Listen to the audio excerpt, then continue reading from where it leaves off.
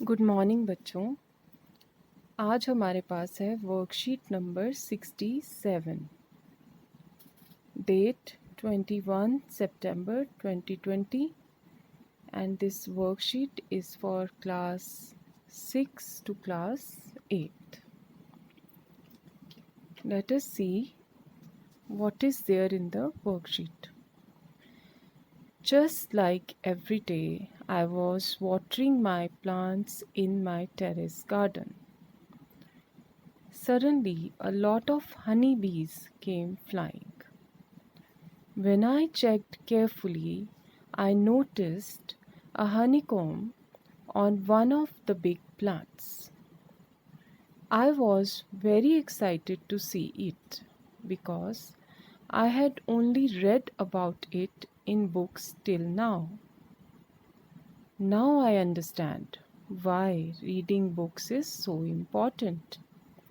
Had I not learnt about staying away from the honeycomb, I would have touched it out of curiosity and got bitten by the honeybees. Come, let's find some more interesting information. Now, इस paragraph में जो speaker है वो क्या कह रहा है कि हर रोज़ की तरह I was watering my plants in my terrace garden, कि अपने टेरेस पर छत पर मैंने एक गार्डन बनाया है जहाँ मैं पौधों को पानी दे रहा था। सडनली अचानक मुझे बहुत सारे हनी बीज के वहाँ आते हुए दिखे।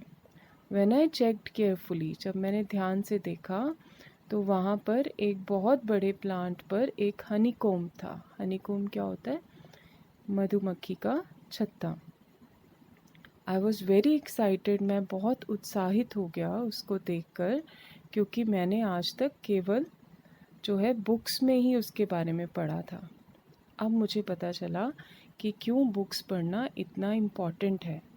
अगर मैंने बुक्स नहीं पढ़ी होती और ये नहीं पढ़ा होता कि हमें हनीकॉम्ब से दूर रहना चाहिए, तो हो सकता है कि मैं उसे टच कर देता आउट ऑफ क्यूरियोसिटी, जिज्ञासा के मारे मैं उसे टच कर देता और बहुत सारी हनी बीज मुझे काट लेती।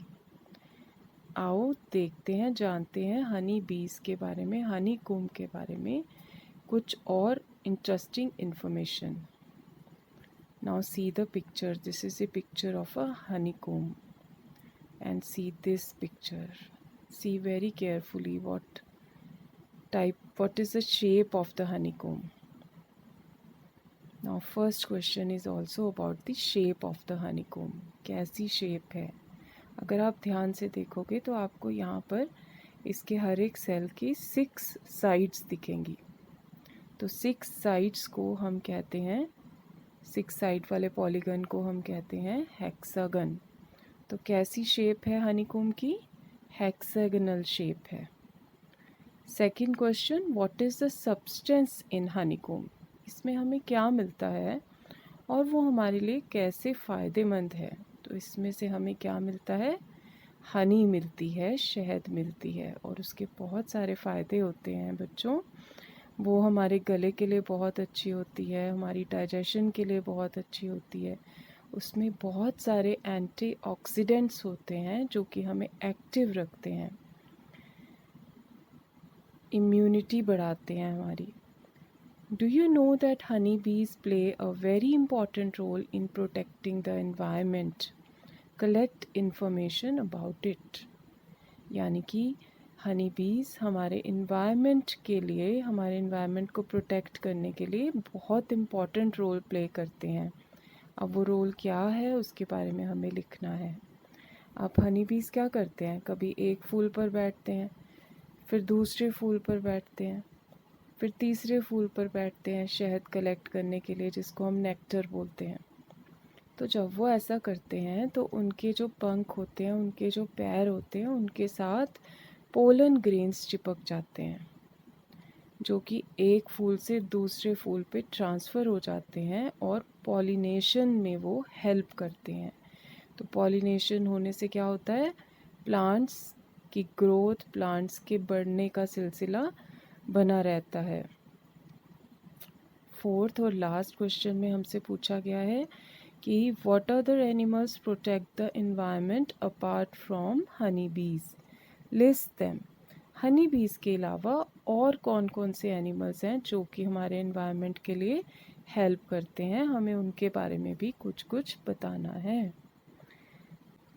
इसको कैसे सॉल्व किया है वर्कशीट को।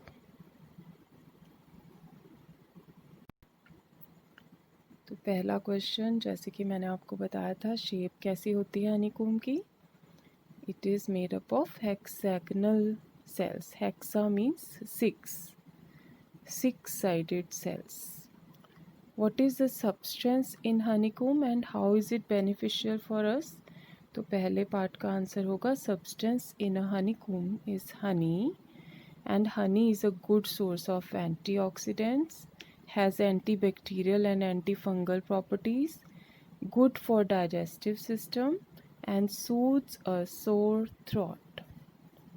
सोर थ्रॉट मतलब अगर आपका गला ख़राब हो जाए तो वो उसे ठीक करती है। फिर थर्ड क्वेश्चन का आंसर है honey bees are the world's most important pollinators.